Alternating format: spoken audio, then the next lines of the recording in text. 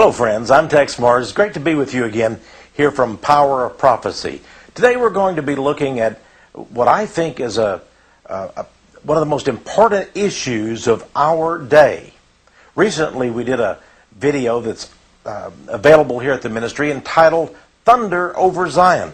You know, the Bible clearly shows that events are going to head up. I mean, we're going to have a culmination of apocalyptic type events in the Middle East, in the so-called Holy Land, in Israel in these last days. We're going to look today, though, at a secret society, an elite group of men. I believe they have grabbed hold of much of the finance, the commerce, the political rulerships of this world today, and they even have their grasp, almost a stranglehold, on most of the religious groups of today and the religions, including Christianity, unfortunately. These are men of the Illuminati.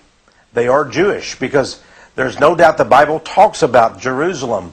Revelation 11 verse 8 calls Jerusalem Sodom and Egypt, a very wicked city in the last days. And yet their control extends throughout planet Earth.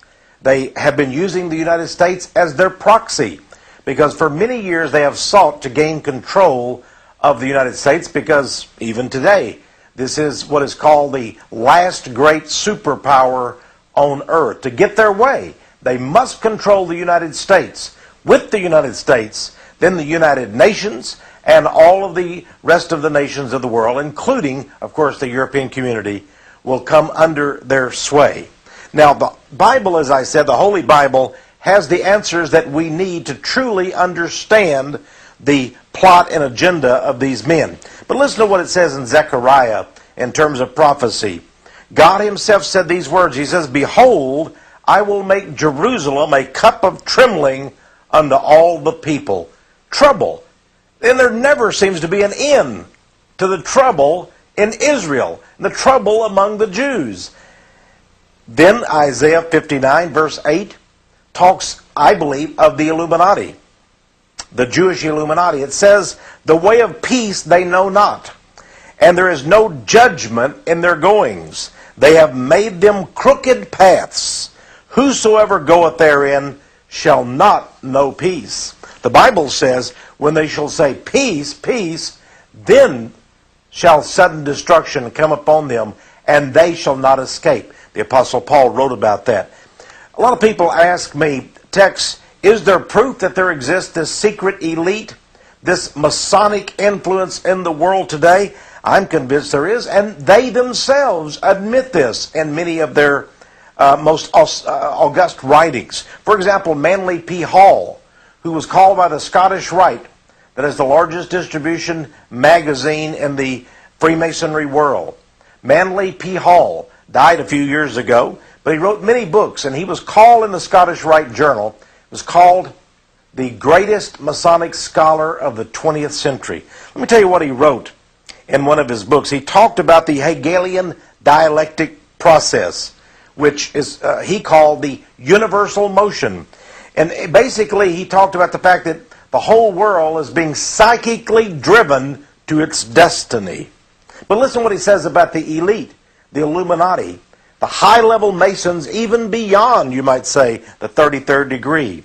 He says there exists in the world today, and has existed for thousands of years, a body of enlightened humans united in what might be termed an order of the quest. Mr. Hall said it is composed of those whose intellectual and spiritual perceptions have revealed to them that civilization has a secret destiny. Manly P. Hall, of course, would know these things because, as I said, he was called the greatest Masonic scholar of the 20th century and was a 33-degree Mason. One of the classic books he wrote is entitled The Secret Teachings of All Ages. Many people wonder aloud today, Freemasonry, is it Jewish? Can we say that it is comprised almost virtually of Jews? Well, one thing is for sure, it is controlled, I believe, behind the scenes by high-level Jewish interest. You know, many, many years ago, from Chicago, Illinois, was a publication that came out called Women's Voice. And back in 1953, they had a feature article called the B'nai B'rith's Clause. Now, the B'nai B'rith is a Jewish Masonic lodge headquartered out of New York City, but with worldwide influence. In fact, even the Pope of Rome invited the B'nai B'rith members to the Vatican and met with them, and I have a picture of that. But notice also this headline in Women's Voice. It says, Freemasonry is jewelry. In other words, if you're a Freemason, you're likely to be a Jew. I've noticed as I've gone around the United States and visited many Masonic lodges and, of course, the House of the Temple of Washington, D.C., I've noticed that the prominence and the predominance of the Jewish six-pointed star, the Star of David that you see on the flag of Israel, it seems to be everywhere in Masonic lodges, and there's a reason for that.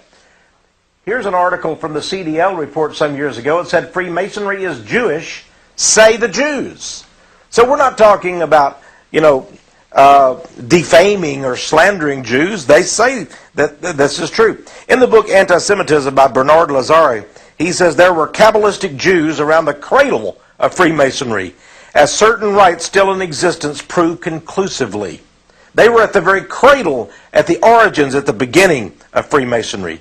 Now, Rabbi Isaac Wise, way back in 1855, had this to say. He stated, Freemasonry is a Jewish establishment whose history, grades, official appointments, passwords, and explanations are Jewish from beginning to end.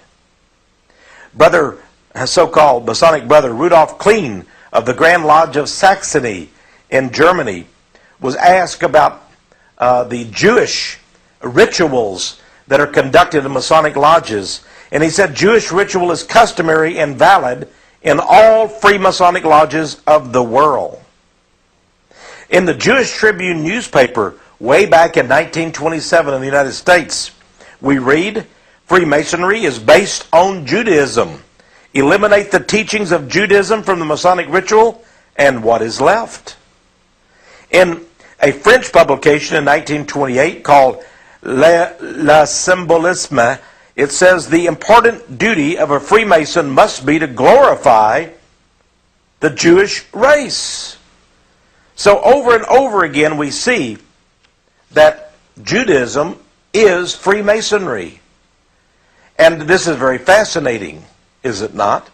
Now, we go on to look at some other aspects of this. For example, in the New Age movement, it seems that the New Age movement's leaders also know about the Masonic context of Freemasonry.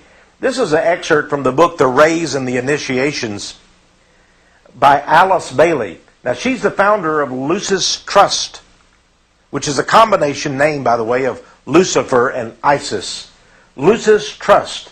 And her book, entitled The Rays and the Initiation, way back in 1960, one of the major New Age texts available at all New Age and occult bookstores.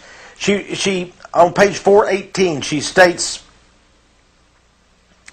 that the time has now come in preparation for the New Age for certain changes to be worked by Masons with spiritual understanding.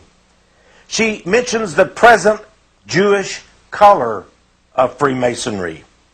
She says the Blue Lodge degrees, that's the first 3 degrees of Freemasonry, are entirely Jewish in phrasing and wording. She says even the higher degrees are permeated with Jewish names and words. Now, Alice Bailey, like her mentor, Helena Blavatsky, who wrote The Secret Doctrine and founded the Theosophy Society, was a co-Mason, a woman Mason. Now, this is from a book sent to me from Greece, and some of the Christians over in Greece have been exposing this. I'm sorry you can't read the Greek title of this book, but inside it was a chart from the United States, and I think this is most fascinating. If you'll look at this very carefully, this is from a jewelry store. A jewelry store in New York City. Now, it's Kirschenbaum and Son Wholesaler Jewelries on 78 Canal Street in New York to New York. This is probably about 30 years old. It says that this is a chart of the most important Masonic emblems. And from on the right-hand side, beginning after the Blue Lodge with the 4th degree, Secret Master, going all the way up to the 32nd degree, they have the list of names of the various Masonic degrees, the rituals and the degree that you are awarded if you pass the initiation exercise, drama, and test for that degree. And it shows very clearly, for example, that most of the names have a Jewish influence. There is the Knight of the Brazen Serpent, the Prince of the Tabernacle, Chief of the Tabernacle. There's the Prince of Jerusalem. I mean, how more direct can you be? If you've got the if you've worked up to the 16th degree in Freemasonry, you'll be awarded the Prince of Jerusalem title. And there's a number of others to boot. The Knight Kadosh, number 30, the 30th degree, is also Masonic.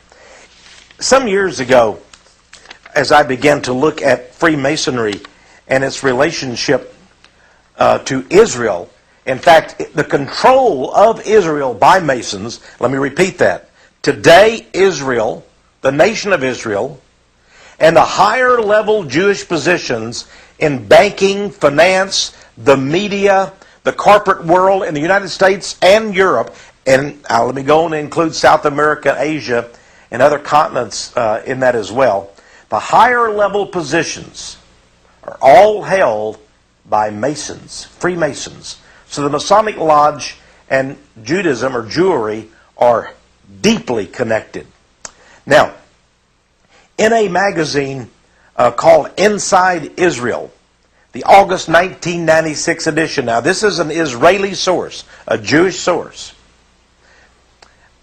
it gave this fact, and by the way, this was also reported in Mahariv, the daily newspaper in Tel Aviv, and by other Jewish sources in the nation of Israel. Let me just read a little bit to you here. It says, on May 3rd, 1996, Tel Aviv police raided an apartment, joined by reporters from the state-run television news program and the daily newspaper Devar Rishon. They found a bizarre scene. The walls were covered in Latin script. Skulls and bones graced the shelves. Swords were crossed and mounted around an altar. 5 doors led to secret passageways with red blinking intruder warning lights.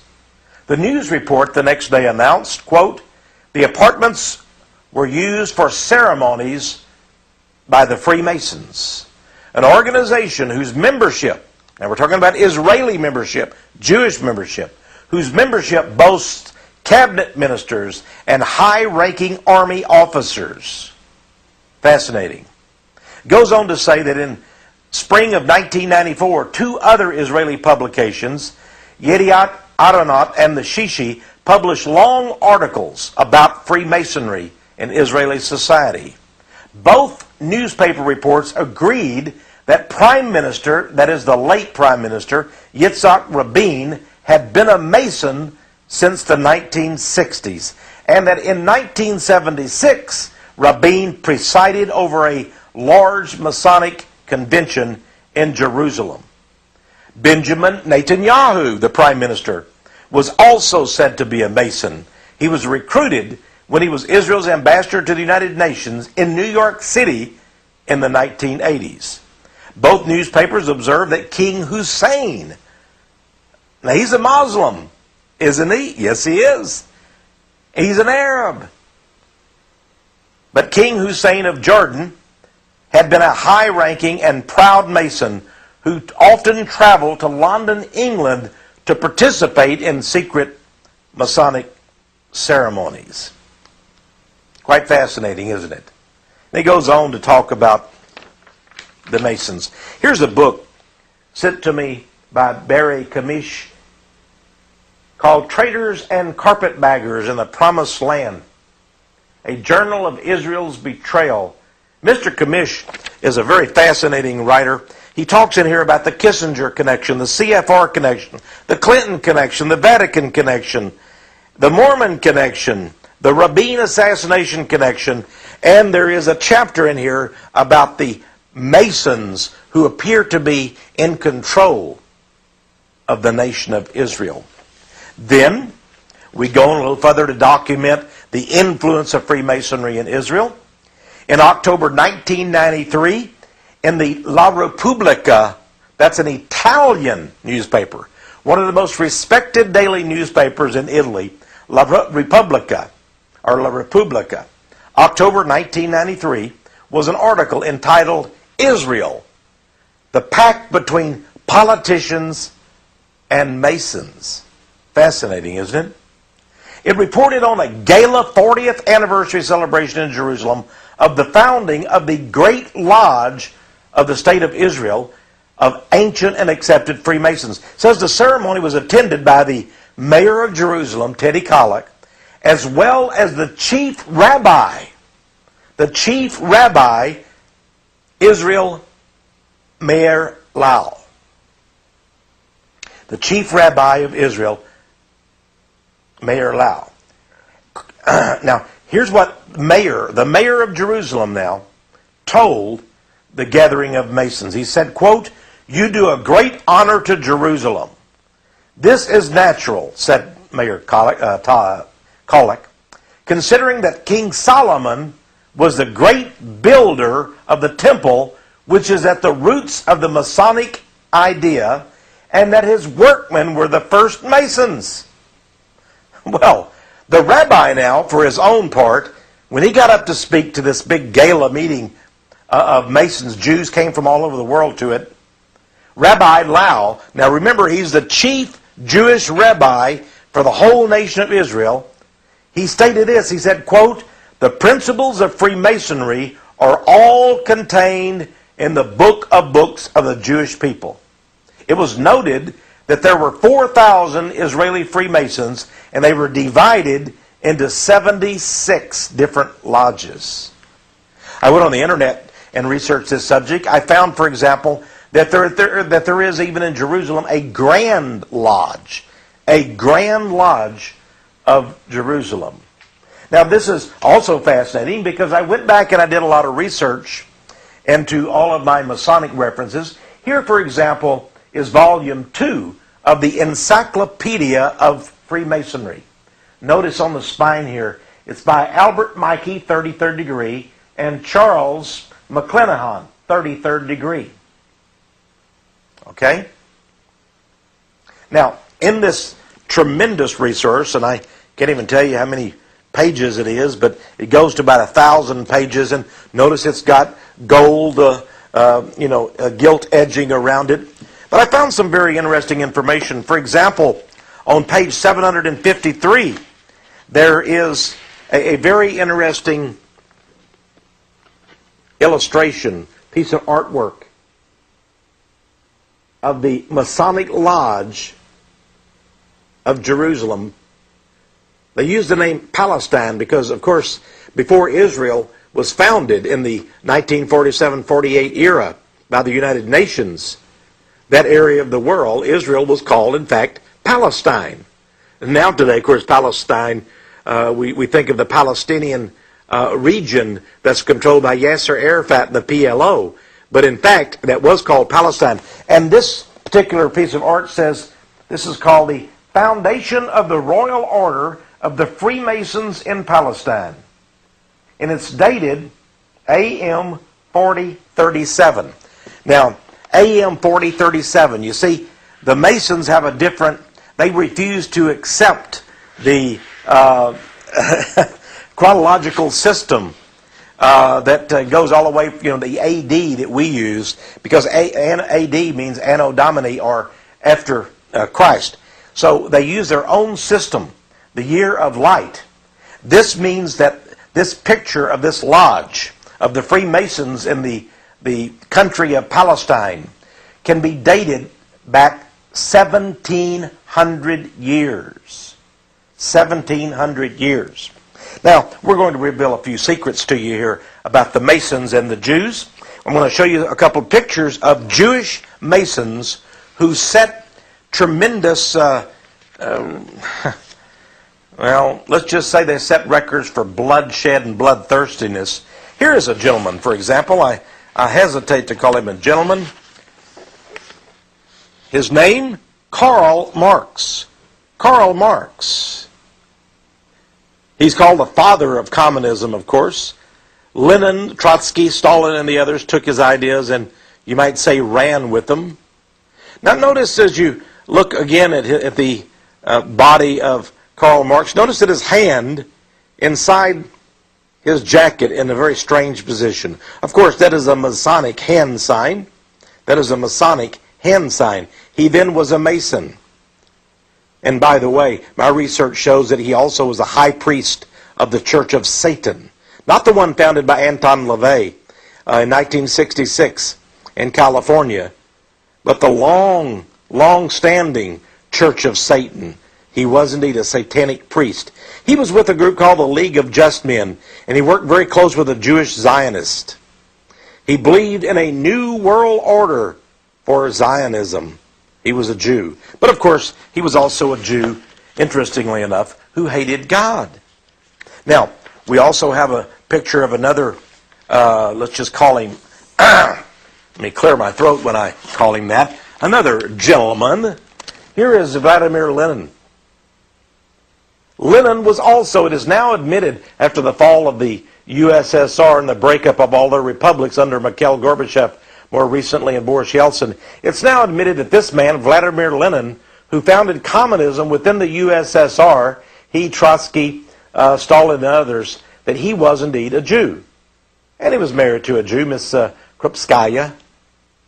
So Lenin was 100% a Jew. His mother was a Jew. This was a secret that the Russians kept from the people until just recently, and now the history books are now recording that he was Jewish, as was the number 2 man of the Soviet Communist Revolution, the Bolsheviks, that was Trotsky. He also was Jew. In fact, of the 5 founders, Stalin was not one of the 5 founders, but of the 5 founders of communism, the top 5 founders of communism in Russia, all 5 were indeed Jews, and all 5 were Freemasons. So we have the Masonic Jewish connection. Now, since we know that under communism, probably as many as, it is said, we have really no idea, 25 to 50 million Russians and from the other republics have been massacred, tortured, purged, sent to Gulag concentration camps. Now we can attribute this to those Jewish communist Bolsheviks, of course led by the ideology and the satanic writings of Karl Marx back in the 19th century. Now let's move on up to today. And I believe that the Jewish Masons who run Israel and to a great extent run the United States and Europe today, these men are no less bloodthirsty in my opinion. They just cover it up a lot better.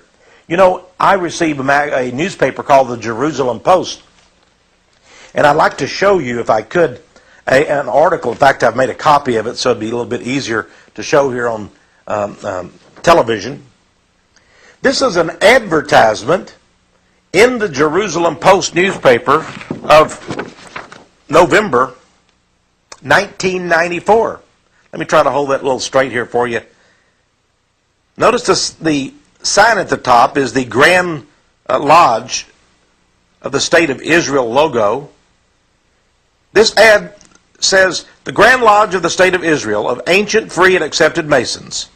And it's addressed to the Masons of Peace. Who are they?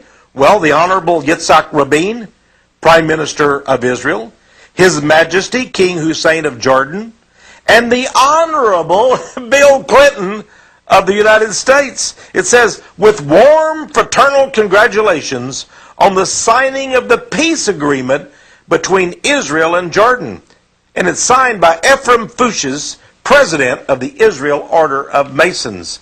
Here we have an admission. He's actually inviting them when they came over for the peace, for a talk with, there was a big Masonic gala extravaganza to be held, and he welcomed Rabin, Hussein, and Clinton. Now remember, Rabin, of course, was the prime minister of Israel, a Jew. But King Hussein of Jordan was a Muslim. And Bill Clinton of the United States was said to be a Christian. But they all were fraternal brothers and Masons and Illuminati, shouldn't we say? Well, today's front page put up by my good friend John Barella had this picture. And of course this was in all of the newspapers, on television. There were the secret, the agreement that was signed that this talks about. These three Freemasons meeting. You see Prime Minister Rabin on this side here. Here's Prime Minister Rabin on this side. In the middle, President Clinton. And on the other side, we have the King of Jordan, Hussein. Now, fascinating as it is, Prime Minister Rabin was assassinated, the Prime Minister of Israel, and the King of Jordan, Hussein, died of cancer since this picture was taken just a few short years ago. Clinton, of course, still seems to be in his heyday, and his wife fully intends to run for president very soon. But in any case, here we have these three Masons. Now, I'd like you to look very carefully. You can't really maybe get a close-up, but I wish you could, because if you saw the position of their hands, here I have another picture. It might be a little bit better from another newspaper. And if you look very close, you will see a Masonic handshake between Hussein and Rabin. A Masonic handshake. Oh yes, they are fraternal brothers according to the Masonic organization. By the way, here they are. This is from U.S. News and World Report. And here they are signing the peace agreement. How happy they were. It seemed to flop and fall apart, though, because as you know, the bloodshed and fighting went on and on. Here's a picture in memoriam to Prime Minister Rabin right after he was assassinated in 1995, which goes to show there is no honor among thieves. And some of the more rigid among the Jews are not happy with what even the Masons are doing. And it's highly believed in Israel today that the secret spy agency Shin Bet saw to the murder of Yitzhak Rabin. Now, let's move on a little bit more with our proofs about the Masons that run the lodge today. For example, I recently had a letter from a gentleman. He wanted to remind me that on television was the funeral of Prime Minister Rabin. And he says, "Dear Texe, I want you to know that I watched very carefully the funeral service of the Israeli Prime Minister Shimon Peres, who took over the government after the murder of Rabin, and the Jordan King Hussein. And I noticed that at the service they called each other brother. After listening to your tapes and other materials, I know now that they meant that they were brother Masons." And yes, that's true, because in the lodge they each call themselves brother, just like the Baptist churches do. And I think that's sort of an interesting parallel, by the way, since many Baptist pastors are Masons, they call themselves brother. Call each other brother, I should say. Now, some years ago, a gentleman who was with a Christian television station in Washington, D.C., asked me, was I aware of the location of what appears to be possibly even a secret lodge in Jerusalem. And I was not fully aware of it at the time. Now I have been doing a lot of research on it. He said, "I'm going to send you the pictures that I took when I made one of my trips to Israel, and you'll find it very fascinating." He said, "I visited in a place that not many Christians go to, the Cave of Zedekiah." Now here is a picture showing the Cave of Zedekiah. It looks like a very forlorn and mysterious place up above this little bus here. But they took them inside this cave nevertheless. Now remember, Zedekiah was the sort of the bad king, if you'll remember, during the time of Jeremiah. And he did what he shouldn't have done and showed the riches of the kingdom of Israel to the Babylonians and caused the invasion of Israel. And Jeremiah prophesied against Zedekiah.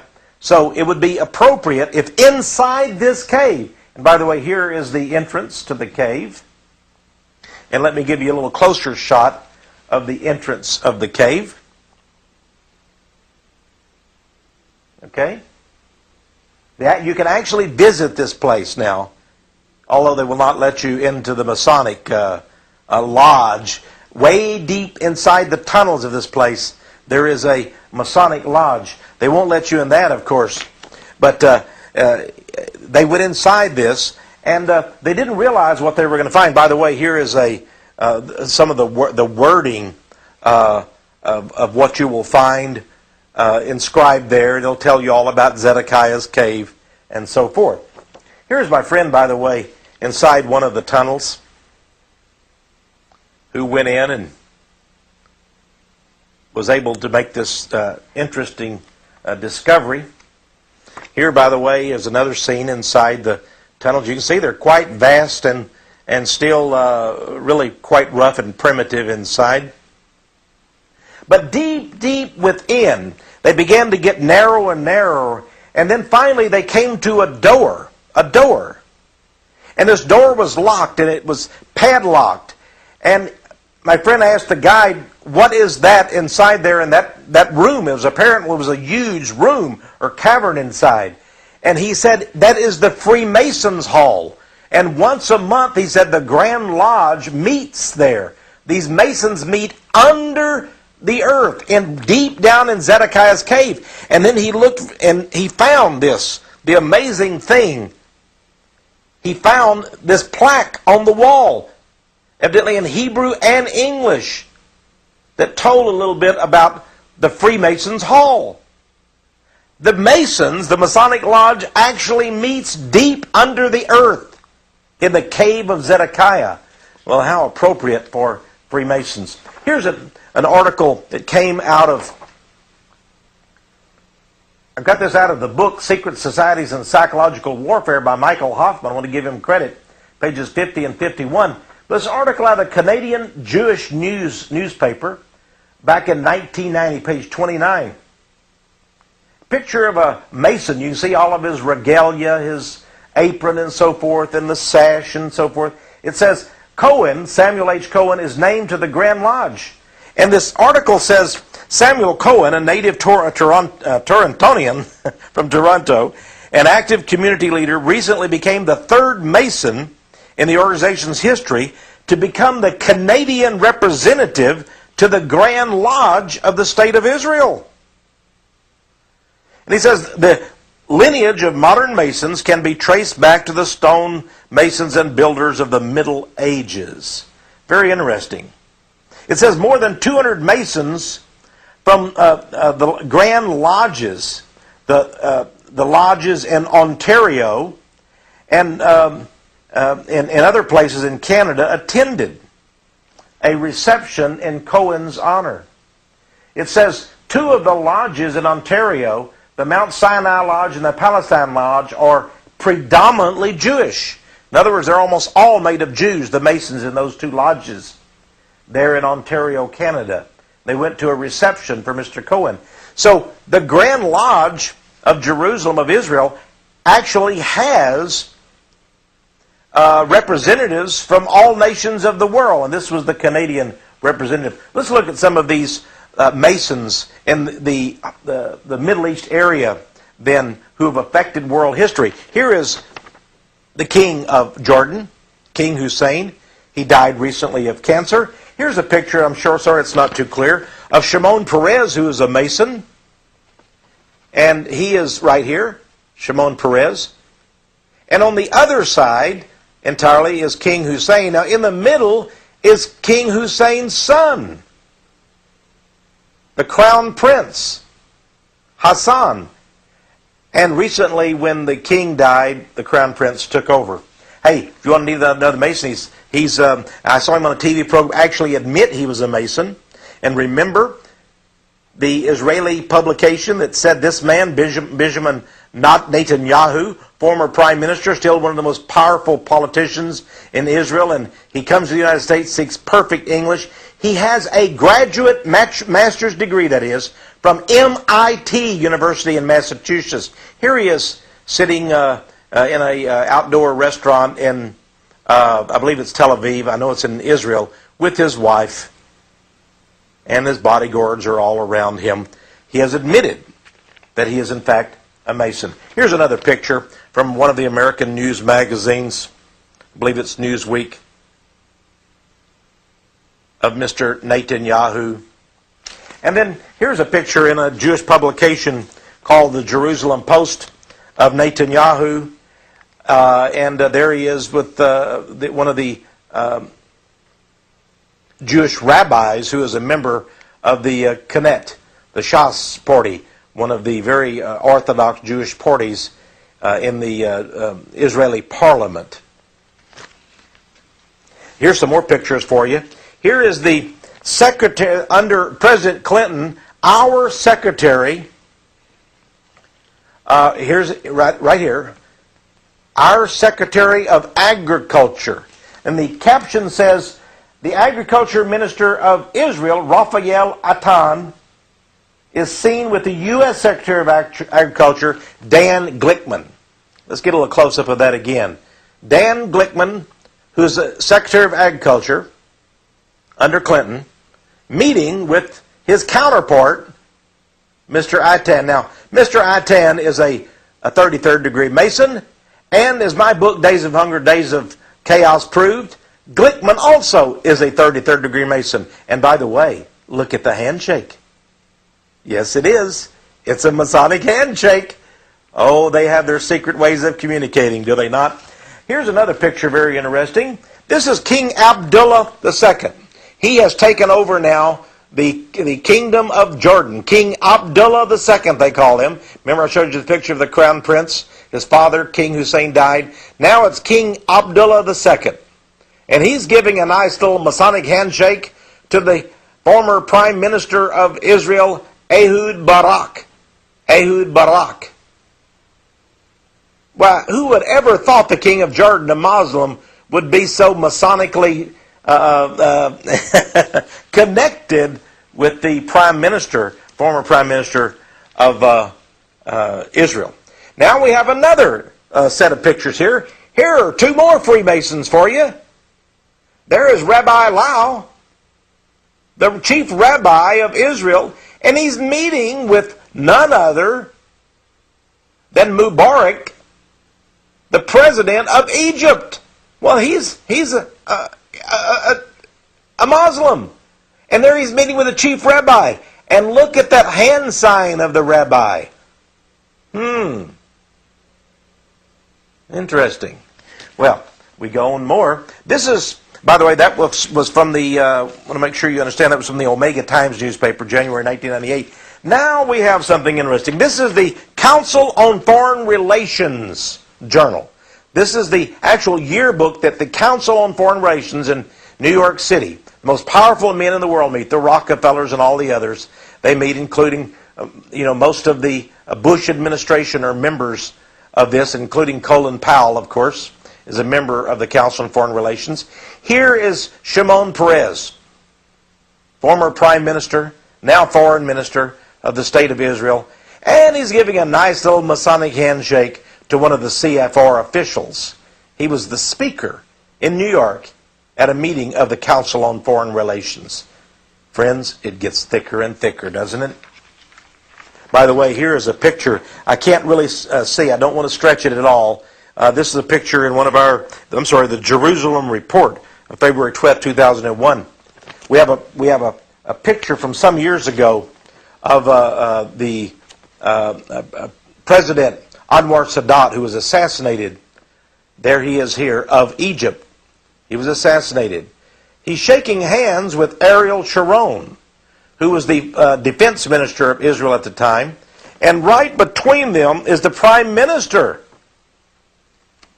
former Prime Minister of Israel. His name was Shamir. Shamir. It's interesting that the name Shamir in Hebrew, I am told, means serpent. The serpent. Shimon Peres, the name Peres, by the way, was not his real name, but he adopted that name. It means black bird. It's sort of interesting, isn't it? Criminal Politics is a magazine that comes out once a month. My good friend, Dr. Lawrence Patterson, does a great job in many respects. He's talking about Robert Dole, former Senate Majority Leader when he ran for president. He says Dole sought the Israeli backing, but it was rejected. They chose Clinton instead, and that may be one of the reasons why Dole lost the election. Here's from an article in the Washington Jewish Week newspaper. It says, Dole at B'nai B'rith promises closer ties to Israel.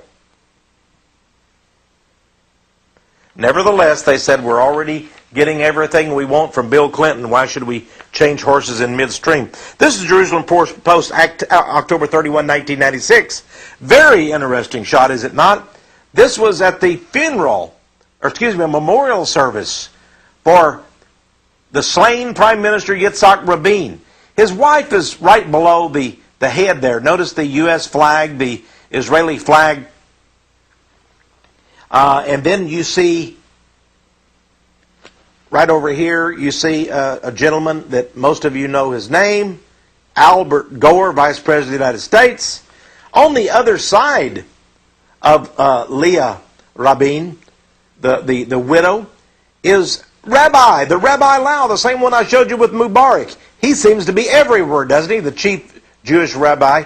And, of course, Gore and all the rest of them are indeed Masons. Now, it's interesting. I have a newspaper article that was fascinating that I got from Israel. Everyone was shocked when Gore went to Israel and spoke in the Hebrew language. Look at this. I want to take that picture again. Look at the stance of Gore. Look what he looks like. Isn't that odd? The way he's standing, so straight, so erect, so militant, so Masonic. Okay.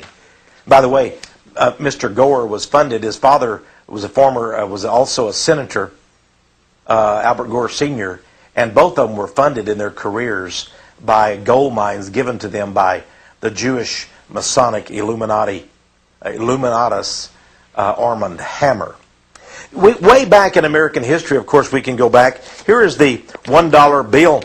And on it, you'll see on the right-hand side here, the symbol, the eagle of the United States. Notice the Jewish influence, though. Did you know that above the eagle on our $1 bill is found the Star of David? Very carefully and craftily constructed. 13 stars in the form of a Star of David. Look very carefully. Get out your dollar bill. I'm sorry if you can't see that clearly, but get a dollar bill out of your billfold and look at it. Then, of course, over on the left-hand side, you see the pyramid with the all-seeing eye and the words Novus Ordo Seclorum on this side of the dollar bill. There again, the Masonic symbol. Both the Jewish Star of David and the pyramid are found on the U.S. $1 bill. They were put there by Franklin Delano Roosevelt, who was said to be secretly a Jew. And, interestingly enough, Mr. Roosevelt, of course, was a high-level Freemason, naturally. Well, let's go on a little bit further and talk a little bit about Freemasonry. We have, for example, the B'nai B'rith. I'd like to talk a moment about the B'nai B'rith of Freemasonry. The B'nai B'rith, says this article in the Chicago Tribune of April 18, 1993, B'nai B'rith. Now remember I told you that is the Jewish Masonic Lodge. They also control the Anti-Defamation League, the ADL, the B'nai B'rith, very powerful Freemasons, headquartered out of New York. But yet this article says that they are a target of a police probe. It turns out they've been spying on Americans. That's what I call it, in my opinion, spying, keeping files and records on pesky and troublesome Americans that they don't agree with, their politics. And they work very closely with the FBI and the CIA. I believe the Jewish ADL and the B'nai B'rith, this Jewish Masonic Lodge, my opinion is they control the FBI. Remember, the founder of the FBI, J. Edgar Hoover, was a 33rd degree Freemason and was thought to be Jewish as well. Here's a picture of a no-good. The late Roy Bullock. He was also arrested by the police. Look at that thug, if you will. And it was said that he was breaking into people's apartments and stealing materials and such as that. And Bullock was an agent evidently for the Jewish ADL. Now, because of their political influence, many of the charges were later dropped, I understand. They paid some kind of a fine or something, the B'nai B'rith did. Here's an article I have, very interesting, out of, let's see, it's the New York Times. It says, on March 22, 1984, the Pope, the Catholic Pope, held a meeting with members of the International Jewish Anti-Defamation League of B'nai B'rith. He acknowledged the close relationship between B'nai B'rith and the Catholic Commission for Religious Relationships with Judaism.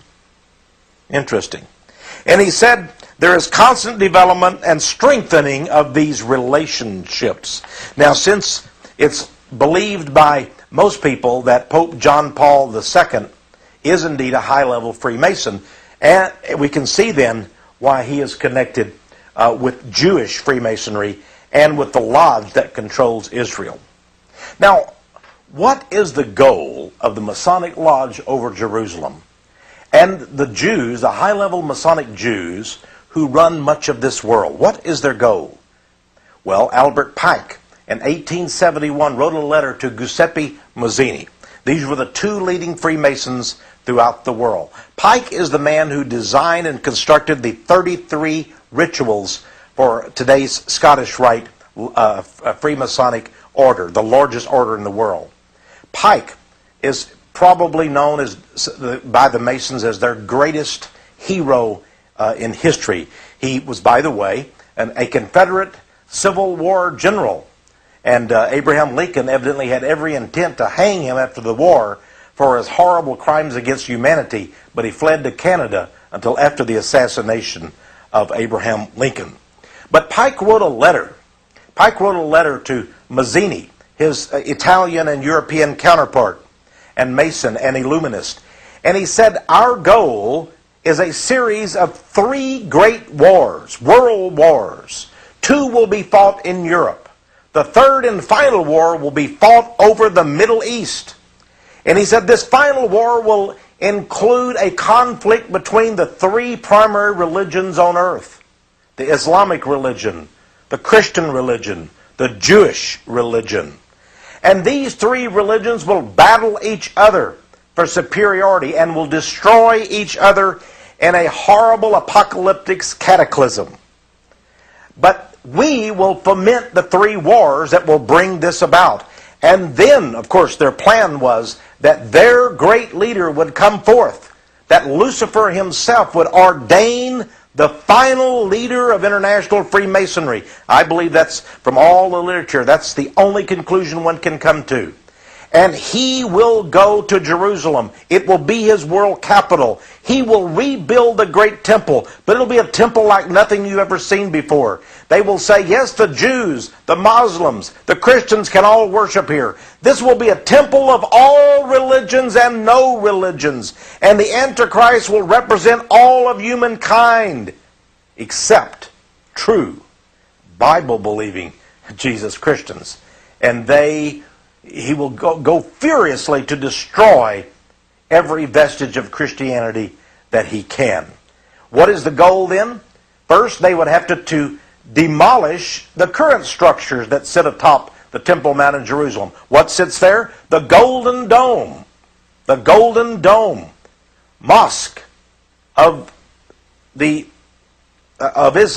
The Golden Dome. There's also the Al-Aqsa Mosque that's there. But that Golden Dome has to go. They believe that their temple must be built right on top of that. In fact, the Qatar Coronati, that's the scholarly lodge out of London, England, of Great Britain, sent one of its top professors and scholars, archaeologists, to Israel just a few years ago. And he determined that the very place where the Muslims say that Muhammad was lifted up and ascended into heaven, that is the very place where the Ark of the Covenant must sit. And so the dome must go. How can they get rid of the dome? Well, there must be a war in the Middle East. There must be a World War III, just as Pike told Mazzini, and it must be focused and centered on the Middle East. And maybe those buildings will be destroyed.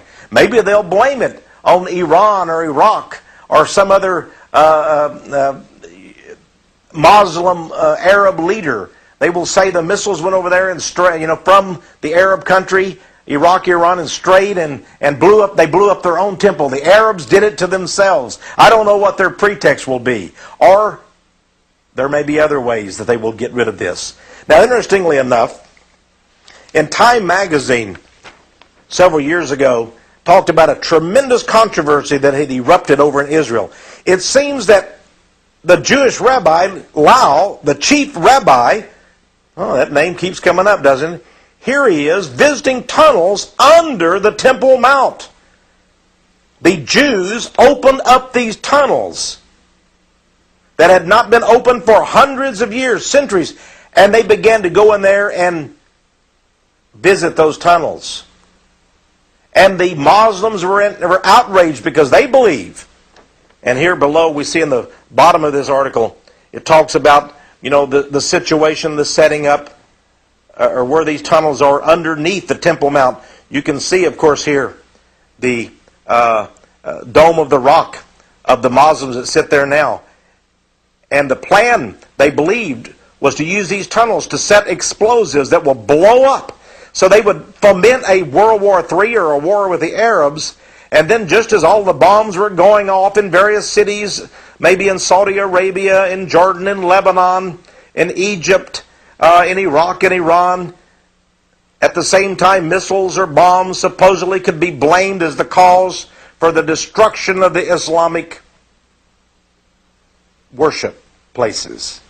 But in fact, it would be that Jewish agents with powerful bombs would go down deep in these tunnels and blow up the Temple Mount. And this, of course, if this occurred, this could set off World War III, could it not? The fury of the Arabs of the Muslim world. But of course, Kriegel Publications, a Christian publication a few years back, published this book, the Kriegel Guide, a pictorial guide to the temple.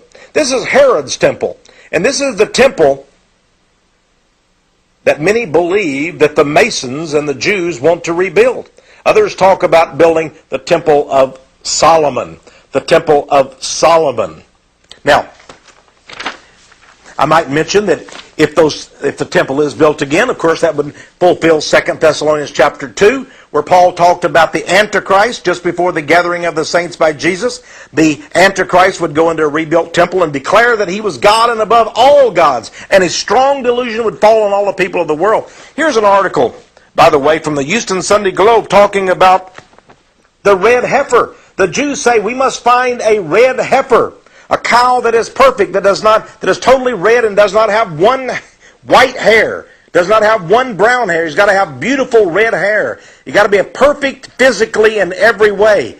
And here is a rabbi inspecting this red heifer. They believe they may have found one already. And then they will sacrifice this red heifer and use the ashes in the temple. The sacrifice can begin again in a rebuilt temple. Here, a Christian publication, Prophetic Observer, talks about the ashes of the red heifer. But listen to this, my friends. Jesus is the one sacrifice. And if the temple is built again and the Jews begin to have their sacrifices, listen to what Matthew 24 verse 15 says. It says, when ye therefore shall see the abomination of desolation, spoken of by Daniel the prophet, stand in the holy place, then let them which be in Judea flee into the mountains. My friends, that would be the abomination of desolation, to actually sacrifice this red heifer in the temple, the rebuilt temple. Of course, the Bible makes very clear that another temple is going to be built someday, a temple built without hands. And there will be a new Jerusalem, not this earthly Jerusalem, a Jerusalem constructed by Jesus Christ. In the book by Ice and another gentleman, here is a picture of the entrance of the rabbinic place in Jerusalem, where they are now training rabbis and workers to go into the rebuilt temple and to conduct the sacrifices. Here is a man, Rabbi Yehuda Getz, a chief rabbi of all the holy places in Israel. Now that's a different position than Rabbi Lau. And this rabbi claims that he knows where the Ark of the Covenant is, of course, and that if they're ready to put it in the rebuilt temple. Of course, that's nonsense, because the Ark of the Covenant is now in heaven. There are museums. There are museums in Israel today. And these museums actually have scale models of the Temple Mount with a rebuilt temple. Oh, they're planning on doing it, my friends. See these? See these scale models? And by the way, one of these scale models, it can be found in the Rockefeller Museum in Jerusalem. Yes, there is a Rockefeller Museum. What are the Chase Manhattan Bank's Rockefellers doing with a museum in Jerusalem? And why does it have a scale model of the temple to be rebuilt? By the way, here's a model of the Ark of the Covenant that these Jews of the Temple Mount Foundation claim that they have readied. They say the real Ark, they know where it's at, but here is just a part of it. By the way, in his book, Albert Pike, remember I talked about him, the former sovereign grand commander of Freemasonry. In this old book, Morals and Dogma, that he wrote, he talks about the meaning of the Temple of Solomon and the necessity of building a Temple of Solomon. In fact, he said, in essence, symbolically, the Temple of Solomon is built in the life of every Mason. So it is their goal to rebuild this Temple of Solomon. Now, let's move real fast here, and I wanted to tell you about this book, an amazing book.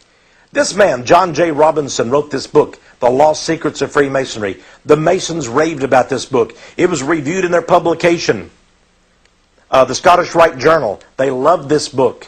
Robinson was actually promoted, if my understanding is correct, to the 33rd degree of Freemasonry through this book. He was not even a Mason at the time he wrote it, but he was promoted. Look at the front cover. What do you see there? You see the Masonic emblem with a G. That's meaning of God, the meaning the generative principle. But look, it is slowly transformed into what? Of course, the Jewish Star of David. Isn't that fascinating? Now, let me tell you a little bit about this book. Mr. Robinson said in the final chapter of this book that it should be the goal of Freemasons worldwide to build a new temple, the Temple of Solomon, and it should be built there on the Temple Mount. And all religions, not only the three major religions, all religions, but as particularly the Jews, the Muslims, and the Christians, can go to the great Temple of Solomon built by the Masons on the Temple Mount. That's what it says in this book. That's what it says in this book. Powerful, powerful proposal to build a Masonic Temple of Solomon on the Temple Mount in Jerusalem. This then is their goal, and their leader will go into this incredible temple. You might want to get my video, Thunder Over Zion, and it talks about the Antichrist and how they will actually stage the coming of the Antichrist. There's even a book that's been written called The Armageddon Script that has the entire script. It'll be a theatrical production. It'll be televised. Everyone will believe in him. Buddhists, Hindus, Christians, Jews, except the true believers of Jesus. Now, friends, what are we to do about this? You know, the Apostle Paul said that the Jews are in bondage. Jerusalem, earthly Jerusalem, is in bondage. I believe we need to pray. We need to pray for the salvation of Jews. We need to pray even for these Masons that their eyes will be opened. We need to pray for our protection. And we need to pray that God will give us even more knowledge of these events of the last days. He promised us in Daniel 12:10, the wise shall understand. Pray for more wisdom. Pray that Jesus Christ's will be done. This is Texe Morris. May God richly bless you.